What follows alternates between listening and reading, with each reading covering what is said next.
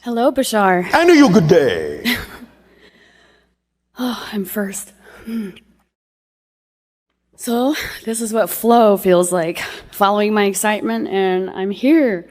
Yes, this is what flow feels like, because every single one of you has a current in creation, and your current knows where you need to go. So just go with that flow, and you'll wind up exactly where you need to be, exactly when you need to be there, with exactly who you need to be with. Perfect principle of synchronicity organizing your life. Yes, I've never experienced this before. This is fantastic. Yes. To the best of my ability, with no hesitation. Okay, so my question is there a way that we can really remember ourselves, our real selves? Yes. That's why we give you the formula. That's what happens. It all boils down to a few simple instructions. Because when you follow the instructions of acting on your passion to the best you can, with no assumption, no insistence on the outcome, and you remain in a positive state no matter what's happening, what happens? You raise your frequency. When you raise your frequency, what happens? You become a more sensitive antenna to higher frequency communication and information and intelligence. When you become a better receiver of that information, what happens? You expand your consciousness. When you expand your consciousness, what happens? You know yourself more deeply, more fully, more truly. It all works together. That's why we give you the instruction manual. Almost every single question most of you ask us is contained in that instruction manual. By doing it, you will be more of yourself. And when you are more of yourself, you will know more of yourself. Does that make sense? It does make sense. Why do we keep forgetting our power so quickly, so easily? Because you have been trained to. Because you have been trained to buy into fear-based beliefs that say you are not worthy, you are not deserving, you are not powerful, you are not confident, you are not trusting, you are not connected, you are out of control. Yes? These are the things that you are taught on your planet. When you grow up in your society, from your parents, your friends, your schooling. But when you become an adult, you begin to realize, hey, I was spoon-fed something that I can't digest anymore. That's not me. I needed to believe it was me for a while because other people made me believe that if I didn't believe that, they wouldn't take care of me. They wouldn't like me. I wouldn't survive. But now, you're an adult. You can handle survival on your own. You can thrive. You need to find out who you really are. You need to let go of the things that are no longer you, that supported you up to a point, but which you no longer need. You're carrying around, most of you, other people's belief systems that have nothing to do with you, other people's baggage, so to speak. Your baggage weighs nothing. If you feel held back, it means you're carrying around someone else's baggage. Drop it. Find out what those beliefs are that are out of alignment with who you truly are, who you prefer to be. And when you bring those fear-based, negative-oriented beliefs to the light of your consciousness from your unconscious mind, and really see what they say, the first thing you will notice is, more often than not, they will appear illogical, nonsensical, when you really examine what they say. You will see right through them as a lie.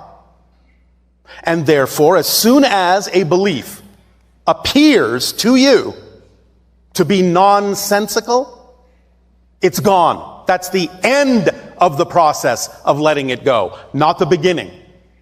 Because you don't hold on to anything that appears nonsensical. If you do hold on to the belief, that means there is another belief that is making that belief appear to make sense. You have to find out what that belief is and keep digging and digging and digging until you come down to the fundamental, foundational belief that is holding all the other ones together. And as soon as you crack that fundamental negative belief, all the other ones will collapse. But sometimes a negative belief, a fundamental one, because it is attempting to perpetuate itself, like all beliefs are made to do, may hide under other beliefs. Allow you to think, oh, look, I discovered that negative belief, it's gone, now everything will be different. But you see that it's not. You keep acting the same way, keep behaving the same way, keep feeling the same way, keep thinking the same way, keep having the same kind of negative experiences. That simply means you haven't found the fundamental negative belief. Keep digging. Once you find that and see that it makes no sense and truly let that one go, then everything changes, everything shifts. Agreed. You will find out, generally speaking, even though there may be very many specific ways in which this can be expressed in your life, you will usually find out that the fundamental negative belief is some variation of I'm not worthy. And yet, you exist. How could it be that you exist if you're not worthy of existence? Do you believe creation makes a mistake? It doesn't. Nothing is pointless within existence. It exists for a reason. So if you exist, just to put it in colloquial language, existence must need you to exist in order for it to be complete unto itself. Because if it really didn't need you, you wouldn't exist. Therefore, you are worthy by the fact that you exist, and you don't need another reason to be worthy. If you start to believe that you are unworthy, and keep believing that you are unworthy, you are arguing with creation about your worth. You will never, ever win that argument. Ever. Because you cannot cease to exist. You may change form, but you, the you that is you, the reflection of all that is your perspective, your unique consciousness, cannot cease to exist. Why? Because by definition, there's nowhere for you to go. Non-existence, by definition, doesn't exist. Think about it. That's the quality of non-existence, to not exist. It doesn't exist. That's its quality. So if you exist, you can't become non-existent because non-existence doesn't exist. There's nowhere for you to go. So you are worthy because you exist. Is this making some sense to you? I am feeling all of these things. I feel these almost like I'm a hive, and the hive is splitting in some way. And so I'm just going the right direction, and if you're being you, I'm yes. definitely being me for the first time in my life. Just me, not carrying other people's baggage, but still on the same journey. Well, yes, on the journey of being you. You see, that's actually your purpose in life, all of you. To be you, as fully as you can be. You may express that purpose in a number of ways. But those are the expressions of your purpose. Your purpose is to be you. That's it. Simple. Don't overthink it. Don't overcomplicate it. Just be you. Even though most of you have been taught to do this, the hardest thing to do is to be someone you're not. The easiest thing is to be you. All the pain, all the struggle, all the strife, all the difficulty comes from trying to be someone you're not. All of it. When you start to go with your flow, as we talked about, that's your current, it becomes effortless. It becomes automatic. It becomes joyful. It becomes creative. It becomes loving. It becomes fulfilling.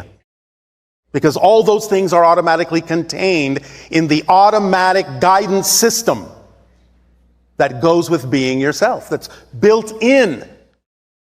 Surrender is not giving up control. Surrender is surrendering to the control that's already built into you.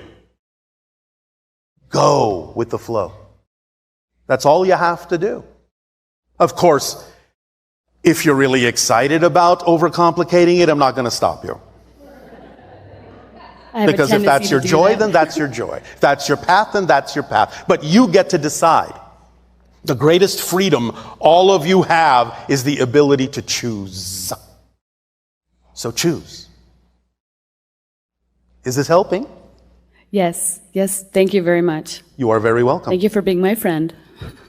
Nice to meet you. And you as well.